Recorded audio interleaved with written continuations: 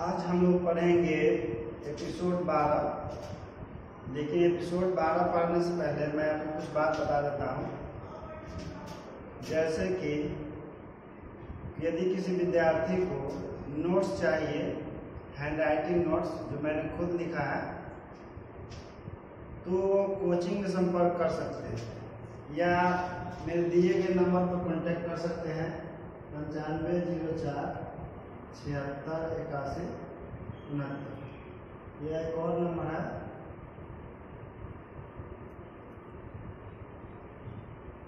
यदि किसी विद्यार्थी को नोट्स चाहिए तो ये दोनों में से किसी भी नंबर पर संपर्क कर सकते हैं। ये दोनों ही नंबर मेरा ही है और कोचिंग में आकर नोट्स ले सकते हैं।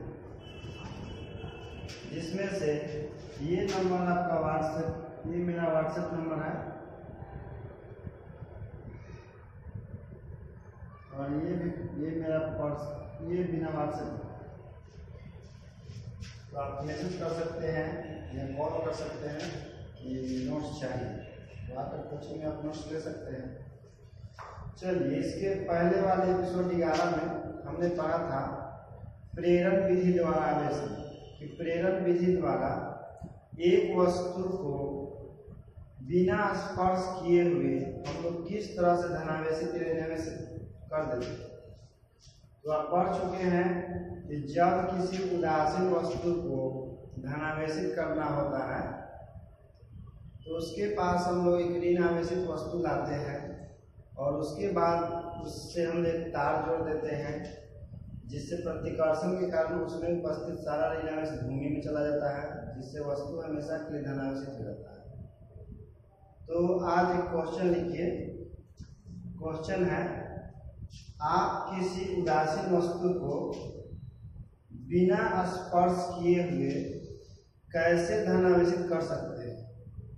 आप किसी उदासीन वस्तु को बिना स्पर्श किए हुए कैसे धनावेशित कर सकते हैं।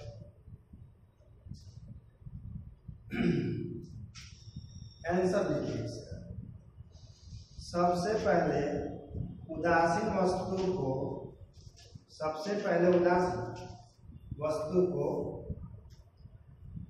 एक सुचालक तार की सहायता से भूमि से जोड़ देते हैं। उसके बाद उस उदासीन वस्तु के पास एक ऋण आवेशित वस्तु ले जाते हैं। तो उदासीन वस्तु में उपस्थित सारे ऋणावेशित वस्तु के ऋण आवेश द्वारा प्रतिकर्षित होकर सुचालक तार के द्वारा भूमि में चला जाता है। इस प्रकार उदासीन वस्तु में केवल धन आवेश ही बचते हैं। तो तार का संपर्क जमीन से हटा देते हैं तो उदासीन वस्तु पूर्णतः धनावेशित हो जाता है।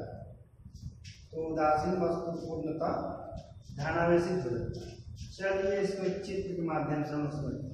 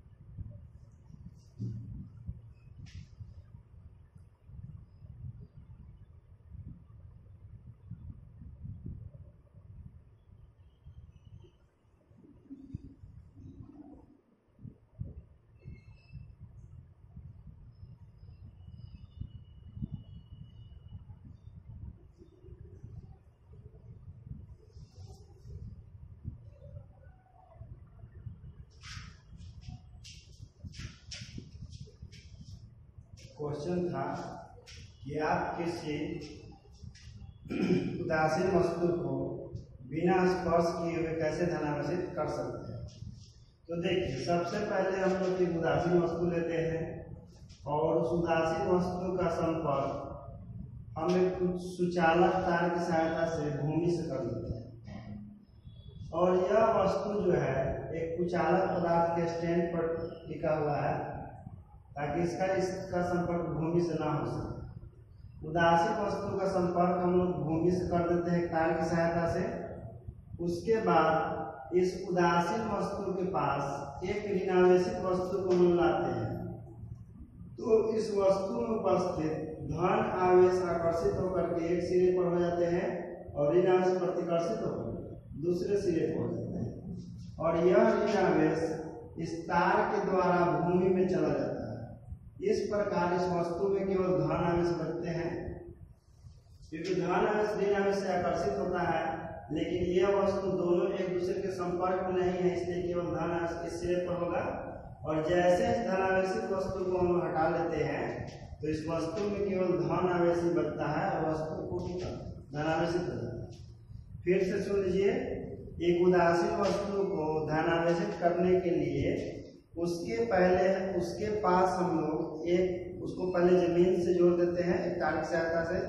उसके बाद उसके पास एक ऋणावेशित वस्तु को ले जाते हैं, जिसके कारण उसमें उपस्थित ऋण आवेश प्रतिकर्षण के कारण तार की सहायता से भूमि में चला जाता है और उस वस्तु में केवल धन आवेश ही बचते हैं। उसके बाद ऋण आवेशित वस्तु को वहां से हटा लेते हैं और वही धन आवेश उसके संपूर्ण सतह में फैल जाता है। इस तरह से वस्तु पूर्ण धनावेशित हो जाती है। ये तो हो गया वस्तु को धनावेशित करने का। क्वेश्चन नंबर 2 लिखिए कि आप किसी वस्तु को बिना स्पर्श किए हुए कैसे ऋणावेशित कर सकते हैं।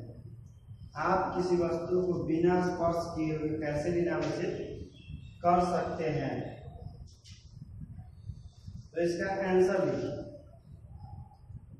सबसे पहले एक उदासीन वस्तु को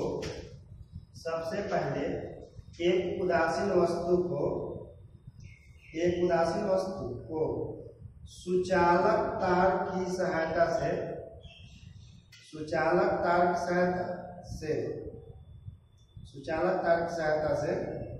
भूमि से जोड़ देते हैं। उसके बाद उस उदासीन वस्तु के पास एक धनावेशित वस्तु ले जाते हैं, तो उदासीन वस्तु में उपस्थित सारे धनावेशित वस्तु के धन आवेश द्वारा प्रतिकर्षित होकर सुचालक तार के द्वारा भूमि में चला जाता है। इस प्रकार उस उदासीन वस्तु में केवल ऋण आवेश ही बचते हैं। तो तार का संपर्क जमीन से हटा लेते हैं, तो वस्तु पूर्णतः ऋण आवेशित हो जाता है। चलिए इसको हम एक चित्र के द्वारा समझते हैं।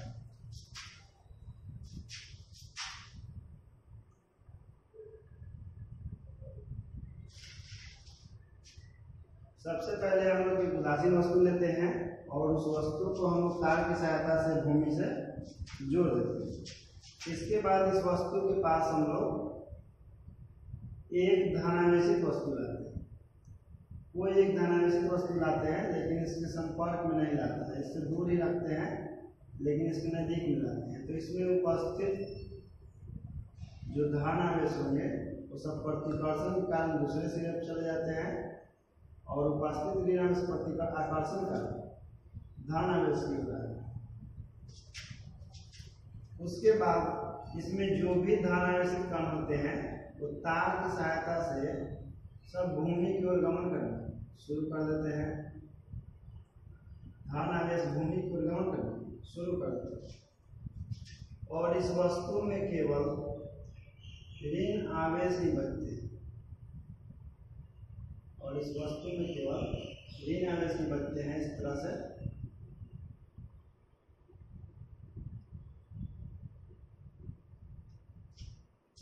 इसके लिए क्या करते हैं, किसी उदासीन वस्तु को हमेशा के लिए ऋण आवेशित करने के लिए सबसे पहले उस उदासीन वस्तु को एक तार की सहायता से भूमि से जोड़ देते हैं। उसके बाद उस उदासीन वस्तु के पास एक धनावेशित वस्तु लाते हैं। तो धनावेशित वस्तु के धन आवेश के कारण इसमें उपस्थित धन आवेश प्रतिकर्षित होकर दूसरे सिरे पर चले जाते हैं और ऋण आवेश आकर्षित होकर के इस सिरे पर आ जाते हैं। तो चूंकि धन आवेश को प्रतिकर्षित करता है तो यह तार की सहायता से भूमि में चला जाता है। इस प्रकार इस वस्तु में केवल ऋण आवेश ही बचते हैं, केवल ऋण आवेश ही बचते हैं। तो इस जब धनावेशित वस्तु को यहाँ से हम हटा लेते हैं तो यही ऋण आवेश इस चालक में या वस्तु में पूरी तरह से खाई जाता है। इस तरह से यह वस्तु पूरी तरह से क्या होता है, ऋण आवेशित हो जाता है, पूर्णतः ऋण आवेशित हो जाता है। तो देखिए हम लोग किसी वस्तु को बिना स्पर्श किए हुए धनावेशित भी कर दिए और ऋणावेशित भी कर दिए। दो तरीका है, दो क्वेश्चन है इसमें। चलिए इसके बाद हम लोग पढ़ेंगे नोट नंबर 1 लिखिए।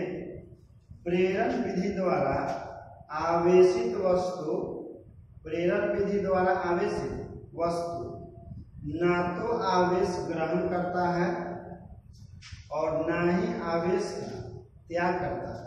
प्रेरण विधि द्वारा आवेशित वस्तु ना तो आवेश ग्रहण करता है और ना ही आवेश त्याग करता है। नोट 1 हो गया। इसको समझ लीजिए। इसका मतलब है कि जब हम लोग दो वस्तुओं को एक दूसरे के संपर्क में बिना लाए हुए आवेशित करते हैं तो यह वस्तु इससे आवेश ग्रहण नहीं करता है। इसमें आवेश होता है जो प्रेरण के कार्य से उत्पन्न होता है, लेकिन यह किसी दूसरे वस्तु से आवेश ग्रहण नहीं करता है और ना ही यह किसी को आवेश देता है।